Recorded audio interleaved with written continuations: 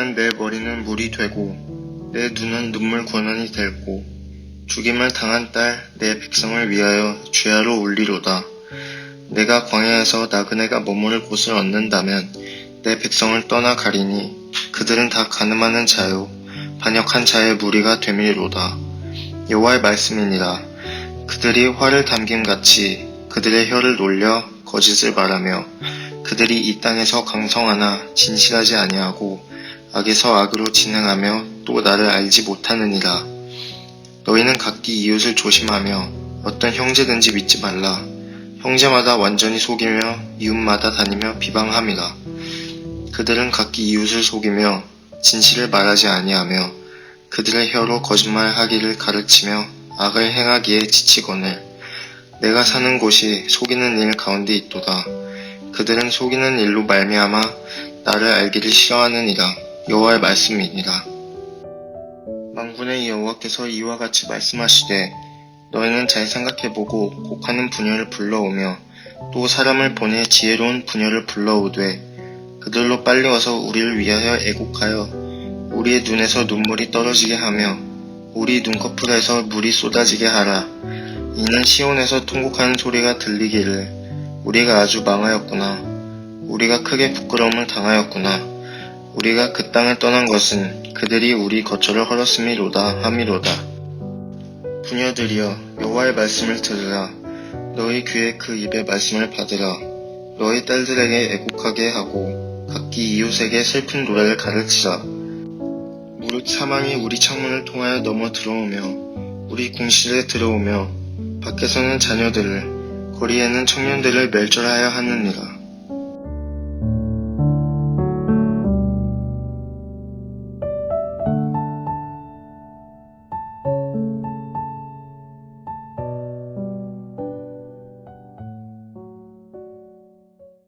우리 주성이가 독일에서 한국에 와서 녹음을 해준 이 말씀을 중심으로 지금 격리되어 있습니다.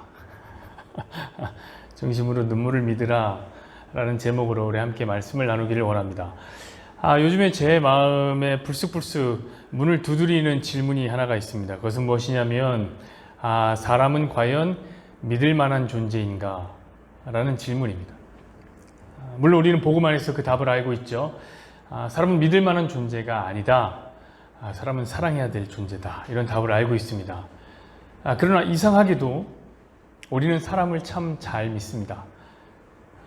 이 집사님은 진짜 믿을 만한 분이지. 이분은 법이 없어도 살 착한 사람이야. 이렇게 잘 믿어요. 박 장로님은 진짜 신실하신 분이지. 그분에게는 내 전 재산을 투자해도 될 것 같아. 제가 그런 분들을 많이 봤습니다. 그리고 그 믿을 만한 분과 그 믿을 만한 분을 믿었던 사람이 어떻게 싸늘하게 식어가는지도 제가 많이 봤습니다. 교회에서 머리끄댕이를 잡는 것도 봤고요. 밤에 목사님 집에 찾아가서 목사님 뭔데요? 분쟁 조정을 해달라고 문을 두드리고 막 그런 것도 제가 많이 봤습니다.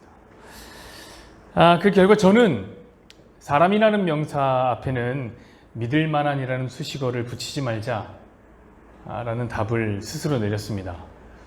어느 사업가의 이야기입니다. 이 사업가가 자기의 사업체를 자기 아들에게 물려주려고 합니다. 그래서 일종의 경영 수업 같은 것을 하죠. 아들을 데리고 3층 건물 옥상 위에다가 세워놓습니다. 그리고 아버지가 이렇게 얘기합니다. 아들아, 아버지가 다 조치를 취해놨으니까 거기서 뛰어내려라. 아버지 다 해놨어. 아들은 쭈뼛쭈뼛합니다. 아시다시피 여러분 3층 높이가 제일 무서워요. 높이가 떨어지기 제일 무서워요. 그래도 아들은 야 이것이 경영 수업이지 이렇게 감안하여서 이거 뛰어내려야 기업을 얻을 수 있지. 뛰어내립니다. 결과가 어떻게 됐을까요? 아들의 다리가 부러졌습니다. 사실은 아무런 조치가 없었어요. 아버지는 다리가 부러져서 고통스러워하는 아들을 보면서 이렇게 말합니다. 아들아, 사업을 하려면 아버지도 믿으면 안 돼. 네가 지금 아버지를 믿어서 다리가 부러지는 아픔을 느끼지만 사람을 믿으면 더한 고통을 느낄 거다. 참 너무하다 싶은 이야기이긴 하지만 촌철살인의 메시지입니다. 꼭 사업만이 아니죠. 이 세상은 참 믿기가 힘든 세상입니다. 오늘 본문은 이토록이나 믿기 힘든 세상의 단면을 잘 보여주는 본문이에요. 여러분, 예레미야는 계속해서 이스라엘의 죄상을 끄집어내고 있습니다. 다 꼬집고 있어요. 오늘 9장은 특별히 어떤 죄악이냐면 거짓이라는 죄악에 대해서 책망하고 계십니다. 우리 3절 말씀을 한번 볼까요? 여호와의 말씀이니라. 그들이 활을 담긴 같이 그들이 혀를 놀려 거짓을 말하며 그들이 이 땅에서 강성하나 진실하지 아니하고 악에서 악으로 진행하며 또 나를 알지 못하느니라. 하나님은 거짓을 말하는 죄악을 이렇게 평가하는 것 같습니다. 활을 당긴 것 같다. 그렇죠? 이 말은 뭐냐면 거짓이 사람을 죽인다는 얘기예요. 몇 년 전에 미국에서 이상한 소문이 돌기 시작했습니다. 그 페이스북 타임라인에 클린턴 전 대통령과 빌 게이츠 그리고 헐리우드 일부 배우들이 소아성애를 한다. 그리고 사탄 숭배를 한다. 이런 게시물이 탁 올라왔습니다. 대단한 찌라시죠. 사실이라면 대단해요. 삽시간에 이야기가 퍼져나가기 시작합니다. 엄청난 댓글이 달리기 시작합니다. 근데 게시물을 들어가 보면 정작 다른 내용이 나오는 거예요. 어떤 사람이 억울한 옥살이를 했다는 완전 다른 이야기가 나오는 거예요. 그러니까 자극적인 제목 장사를 한 거죠. 말 그대로 이건 가짜뉴스예요. 그냥 허탈한 이야기예요. 쓴웃음으로 넘기면 되는 겁니다. 그런데 얼마 후에 피자 게이트라는 엄청난 사건이 벌어졌습니다. 어떤 괴한이 총을 들고 한 피자집에 들어가서 가게를 그냥 다 갈겨버린 거예요. 이 괴한이 왜 이런 짓을 한 걸까요? 피자 무슨 잘못을 했길래? 알고 보니까 이 소아성애 모임에 이 해당 피자집이 그 조직의 자금줄로 사용됐다는 가짜뉴스. 그 가짜뉴스를 접하고 이 남자가 흥분한 거예요. 가짜뉴스를 그대로 믿어버려서 이 괴한은 말도 안 되는 그 정의의 사도 노릇을 지 혼자 한 것이 되어버렸습니다. 그 괴한은 아직도 자기가 잘했다고 믿고 있어요. 여러분, 이와 같이 거짓은 사람을 파괴 자리로 몰고 가는 겁니다. 근데 여러분, 이런 가짜뉴스는 사실 미국보다 한국이 더 선진국이에요.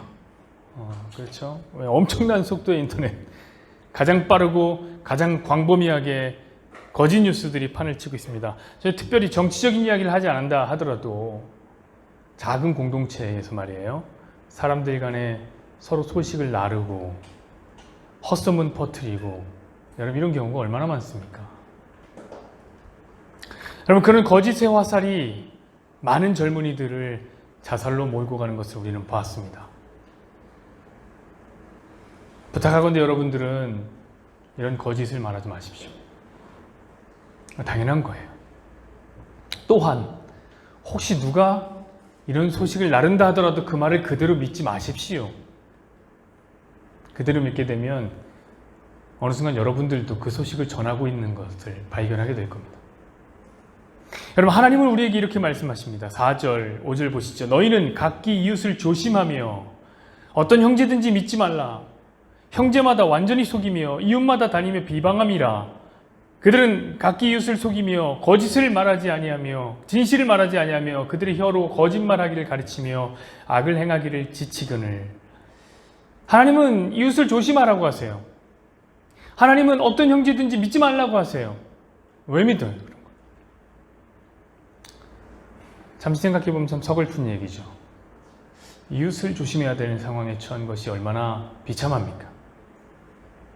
형제를 믿지 못하는 일은 진짜 슬픈 일입니다. 하지만 가장 가까운 이웃도 그리고 사랑하는 형제도 서로를 속이고 비방하며 진실을 말하지 않고 심지어 거짓말을 가르치는, 그러므로 믿을 사람이 하나 없는 그러한 세상을 우리는 살아가고 있습니다. 그리고 그러한 세상을 하나님이 이렇게 표현하십니다. 6절 보시죠. 네가 사는 곳이 속이는 일 가운데 있도다. 그들은 속이는 일로 말미암아 나를 알기 싫어하느니라. 여호와의 말씀이니라. 너희가 사는 곳이 속이는 일 가운데 있구나. 거짓의 한가운데를 살아가는 사람들, 이것이 남유다가 처한 주소였습니다. 이 말은 당시 남유다에 거짓이 만연했다는 사실을 보여주는 겁니다. 여러분 그 리 맥킨타이어라는 사람이 포스트 트루스라는 책을 썼습니다. 그럼 우리가 살아가는 21세기 사회를 포스트 트루스, 즉 탈진실의 시대라고 정의했습니다. 인터넷과 SNS가 발달하면서 아무도 믿을 수 없는 탈진실의 시대가 열릴 것이다. 열린다. 열렸다. 무엇이 진실인지를 모르겠는 사회가 온 것이라고 했습니다. 그러나 저는 그렇게 생각하지 않아요. 지금이 그런 게 아니라 하나님은 이미 수천 년 전에 포스트 트루스, 탈진실의 시대를 선포하셨습니다. 너희가 사는 곳이 속이는 일 가운데 있구나. 이게 탈진실의 시대죠, 여러분. 사랑하는 여러분, 이 탈진실의 시대가 가져오는 파장은 생각보다 큽니다. 생각보다 커요. 특별히 기독교가 당면한 이 탈진실은 그 자체로 문제가 심각합니다. 왜냐하면 기독교는 진리 운동을 하는 공동체라. 우리는 진리를 찾고 진실을 찾는 사람들입니다. 어떤 진리요? 예수라는 진리. 어떤 진실이요? 예수 없는 세상의 심판이 예수 있는 성도들에겐 천국이 허락된다는 진실. 이 진실이요. 그럼 오늘날은 아니죠. 오늘날뿐만 아니라 하나님 말씀대로 사람들이 사는 모든 곳은 속이는 일이 자연스러운 사회입니다. 탈진실의 세상, 이 세상은 진리가 없다고 말하고 진실은 상대적이라고 말하는 시대, 포스트 트루스의 시대입니다. 그럼 그 결과가 뭐예요? 6절 하반절 보시죠. 그들은 속이는 일로 말미암아 나를 알기를 싫어하느니라. 여호와의 말씀이니라. 하나님 알기를 싫어하게 되는 거예요. 여러분, 거짓이 가져오는 가장 큰 파장은 진리 대신 하나님을 거부하는 겁니다. 그렇습니다. 그래서 하나님이 거짓말을 하지 말라고 하신 거예요. 괜히 하지 말라고 하는 게 아니에요. 여러분, 중요한 것은 뭐냐면 진리를 대적하는 거짓이. 하나님은 진리를 막아서는 운동을 모두 거짓이라고 말합니다. 우리가 그 10계명을 공부했는데 혹시 아주 옛날에 그래서 기억하고 계시는 분이 계실지 모르겠습니다. 하나님은 제 9계명에 뭐라고 얘기했으면 너희는 거짓 증언을 하지 말아라 라고 말씀하셨습니다. 제가 이것이 단순히 거짓말, 단순한 거짓말을 하지 말라는 것이라고 했습니까? 그거 아니라고 했어요. 왜냐하면 만약에 이것이 단순한 거짓말을 하지 말라는 의미였다면 하나님도 거짓말을 하면 안 되겠죠. 근데 제가 그때 말씀드렸습니다. 하나님도 거짓말을 하신다니까요. 그 사무엘한테 거짓말하라고 시켰었다니까. 그러니까 성경을 여러분 그냥 단순하게 문자적으로만 이렇게 보지 마시고 그 안에 담겨있는 진정한 의미를 찾아야 됩니다. 그래서 오늘 거짓말을 하지 말라는 책망을 뭐라고 설명하냐면 눈물이라는 반대 개념으로 설명합니다. 이거 재밌어요. 여러분, 거짓말과 눈물이 무슨 상관이 있나요? 눈물은 진실되나요? 아니에요. 악어의 눈물도 있습니다. 거짓된 눈물도 있어요. 근데 하나님은 지금 거짓말을 하는 사람들과 눈물을 흘리는 사람들을 계속 대척점에 두고 계신다고요. 우리 17절, 18절 보시죠. 만군의 여호와께서 이와 같이 말씀하시되 너희는 잘 생각해보고 곡하는 부녀를 불러오고 또 사람을 보내 지혜로운 부녀를 불러오되 그들로 빨리 와서 우리를 위하여 애곡하여 우리의 눈에서 눈물이 떨어지게 하며 우리 눈꺼풀에서 물이 쏟아지게 하라. 하나님은 거짓으로 물들어가는 세상을 향해서 뭘 불러오라고 합니까? 곡하는 부녀를 불러오라고 하는 거예요. 곡하는 부녀. 여기서 곡하는 여자라는 말은 전문 울음꾼이에요. 울음꾼. 눈물 흘려주는, 장례식장 같은 데 가면요 대신 눈물 흘려주는 사람들이 있어요. 아이고, 옛날에 그거 많이 했잖아요. 옆에서 그냥 와서 해주는 거예요. 그런 거. 여러분 생각해보세요. 그럼 이 사람들이 흘리는 눈물은 진실일까요? 그 요즘 결혼식장에 가면 하객 알바가 있더라고요. 하객 알바. 관계의 폭이 점점 줄어드니까 세상이 결혼식장을 채우기도 좀 벅찹니다. 그래서 사진 찍을 때 풍성하게 찍으려고 뭐해요? 알바 동원하는 거예요. 자, 그들은 전문 축하꾼들이에요. 웃는 게 얼마나 자연스러운지. 박수 소리는 또 일당백이 엄청 크게 박수 치고 말이에요. 여러분, 그러나 그들은 진심으로 축하하는 건 아니겠죠? 모르는 사람인데 뭘 진심으로 축하합니까? 이와 같은 거예요. 오늘 곡하는 부녀들은 눈물을 흘리나 그것은 진심은 아닐 거예요. 일종의 거짓된 눈물이죠. 그런데 왜 하나님은 거짓을 말하는 세상에 거짓된 눈물을 흘리는 부녀들을 불러 모으는 걸까요? 그럼 하나님이 정죄하는 거짓이 단순한 거짓말이 아니기 때문에 이런 일을 하는 거예요. 여러분, 그것은 어떤 거짓이에요? 반복해서 말씀드립니다. 진리, 즉 복음과 대치되는 거짓을 얘기하는 거예요. 자, 오늘 거짓을 말하고 있는 사람들은 어떤 거짓입니까? 그것은 뭐냐면 우리는 죄와 거리가 먼 선택받은 이스라엘 백성이라는 거짓이에요. 아니죠. 진리는 뭐예요? 너희들도 죄인이라. 그들 거짓말합니다. 우리는 죄와 거리가 먼 선택받은 사람들이다. 또한 그래서 우리는 평안하고 또 평안하다. 그렇게 말하는 거짓입니다. 진실은 뭐예요? 하나님의 분노가 초읽기에 들어간 거예요. 그런데 사람들은 아직도 서로를 응원하면서 잘 살라고 우리 잘 살아보자 막 이러는 거예요. 서로를 응원하면서 그러면서도 속으로는 어떻게 하면 내가 저놈 등을 쳐먹을까? 어떻게 하면 내가 저놈을 이용해서 내가 잘 벌어먹고 살까? 온갖 가머니설을 이뤄놓으면서 칭찬하고 때로는 안심시키고 괜찮을 거야. 다 잘 될 거야. 이렇게 말하는 거예요. 평안하다고 말하는 선지자들과 마찬가지죠.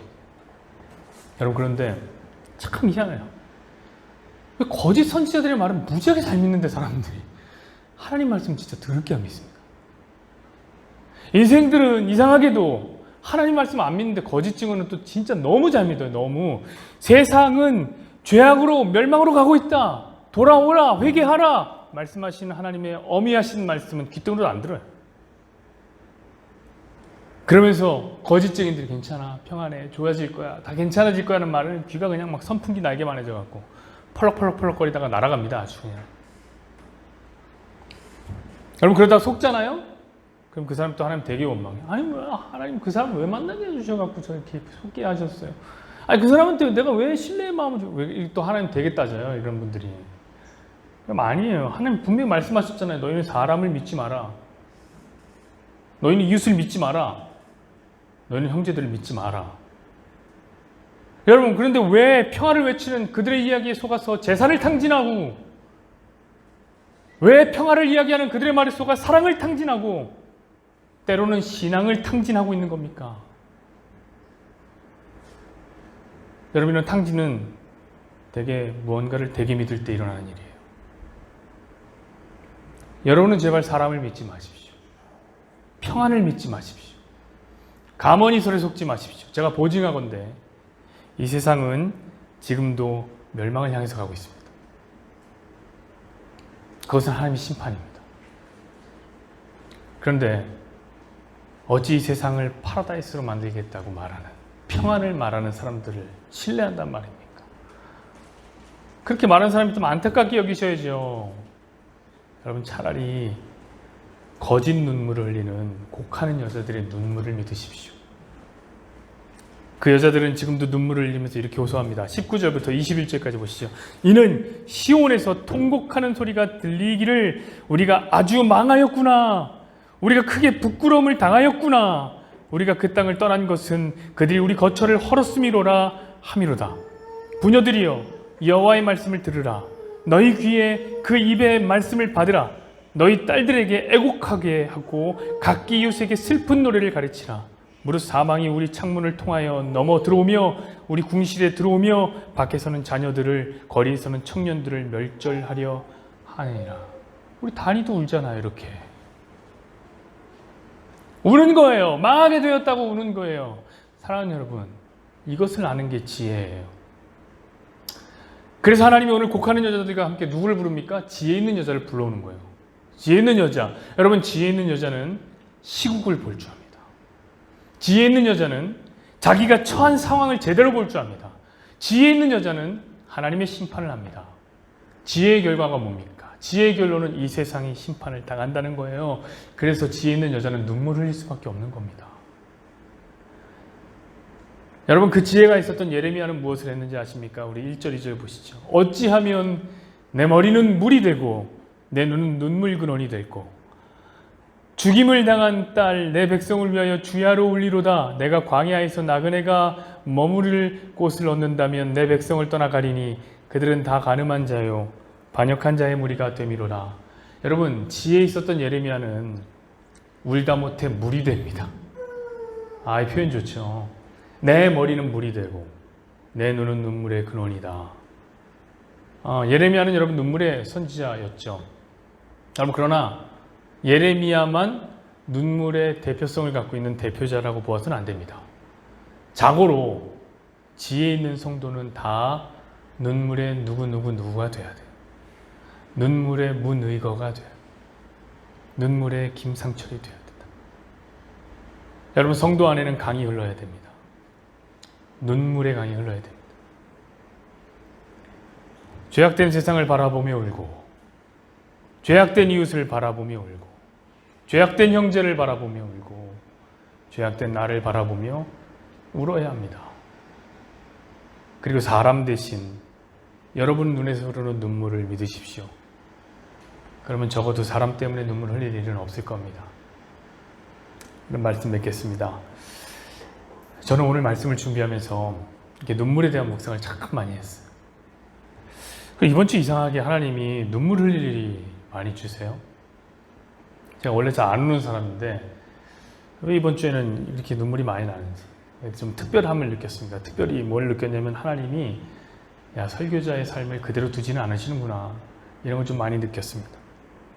새벽 예배를 하는데 눈물이 하염없이 나는 거예요. 하필 바로 앞에 카메라가 찍고 있어서 제대로 막 못할 것 같은데도 눈물과 콧물이 막 계속 흐르는 거예요. 처음에 이제 진정해 보려고 했는데 잘 안 됐어요. 그래서 막 그냥 울고 싶은 대로 다 울었습니다. 막 콧물 막 이렇게 흐르고 막. 여러분, 그런데 한참을 울고 나서 보니 눈물에 힘이 있더라고요.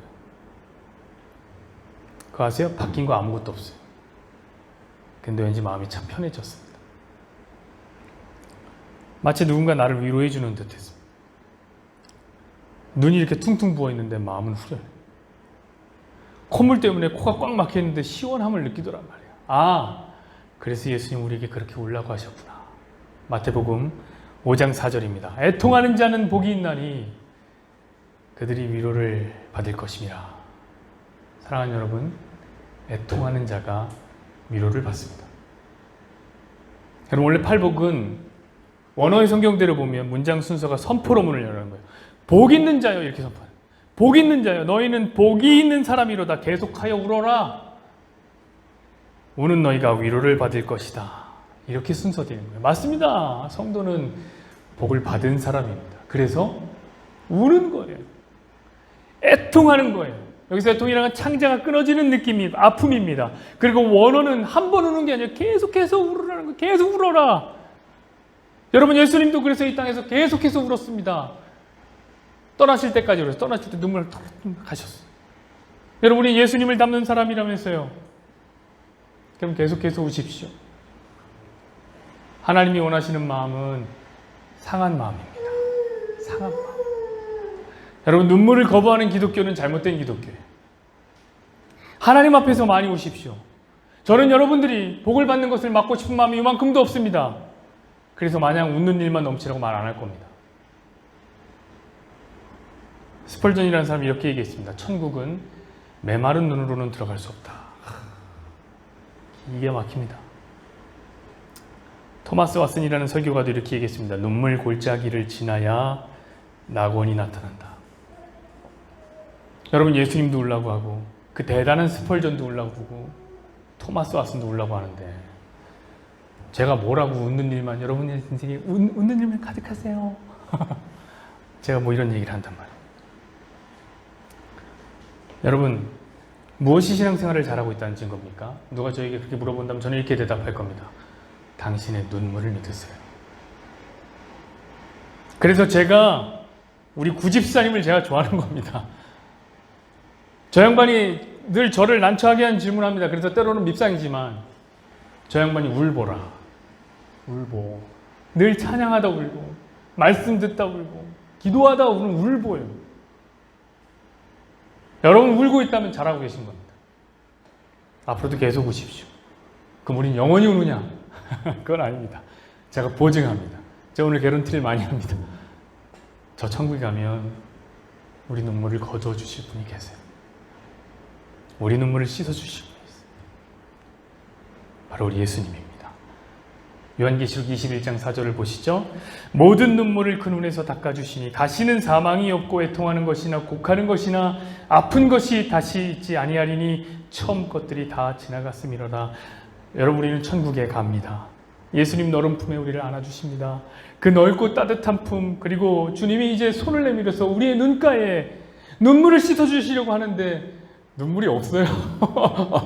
눈물이 없어. 그러면 주님이 많이 당황하세요. 손이 어떡하니? 눈물을 닦아주는데 눈물이 없어. 여러분, 그러니까 그때까지 많이 울자고요.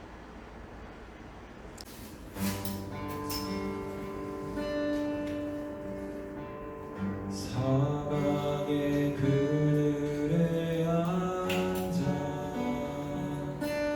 죽어가는 나의 백성들, 절망과 굶주림에 갇힌 저들, 내 마음에 오랜 슬픔, 고통의 멍에에 베어 울고